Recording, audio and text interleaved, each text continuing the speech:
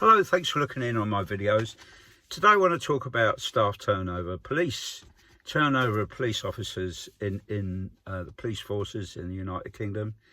I've got some statistics. I've had a look online and I've been number crunching the statistics for Hertfordshire Police, Cambridgeshire Police and Beds Police about how many officers they have and how many they lost in 2024, and it was on and how many been leaving and the length of service.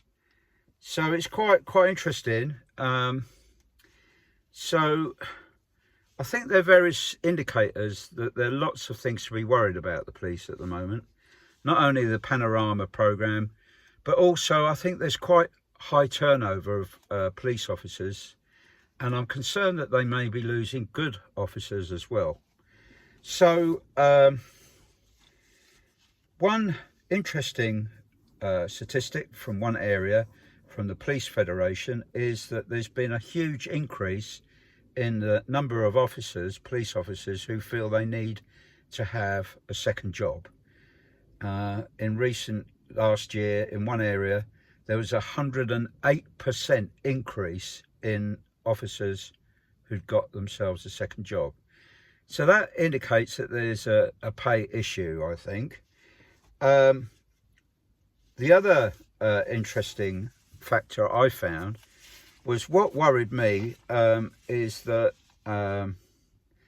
about 27% of police officers are resigning before the pension age, and recently a survey was done of those leaving, and it was said that low morale, poor job satisfaction were the main reasons for them leaving.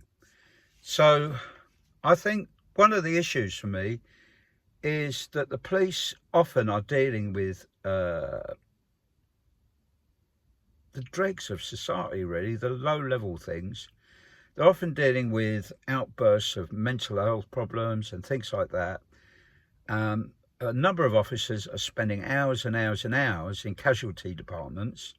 I was in A&E, and I saw about 10 or 12 officers who were accompanying people with mental health problems and waiting for them to be assessed.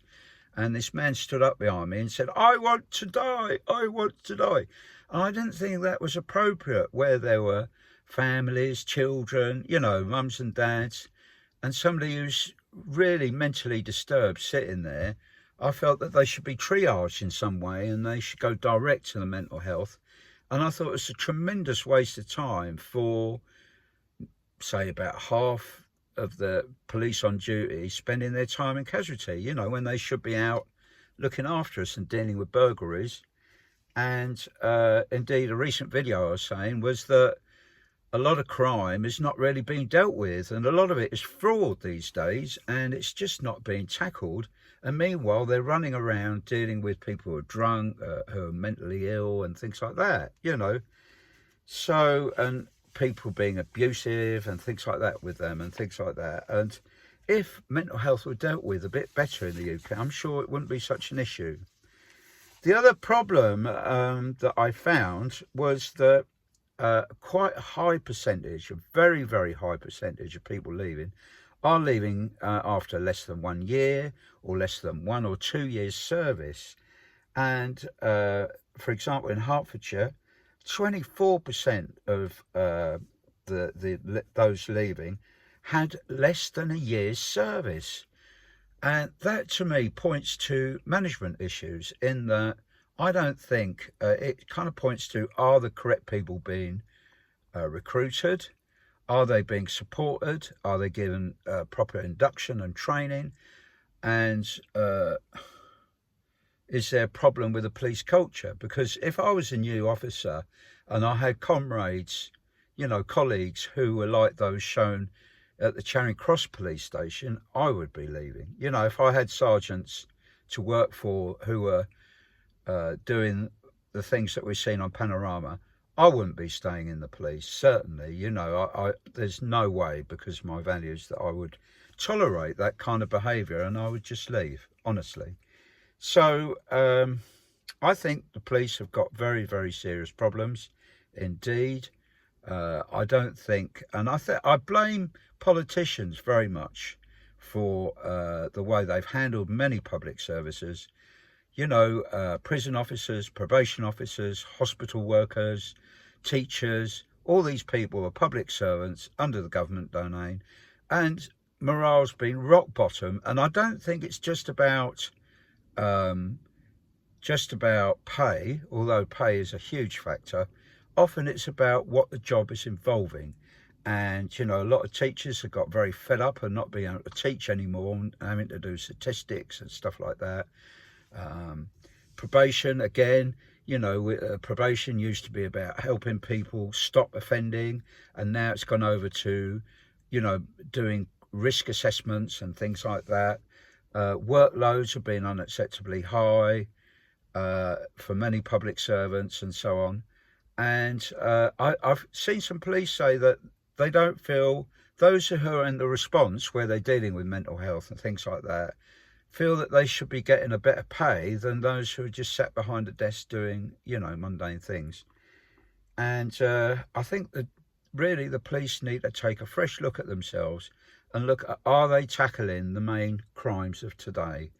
And I don't think they are too well, to be honest. So that's it really. But do write in with your thoughts. I'd be pleased to hear from you.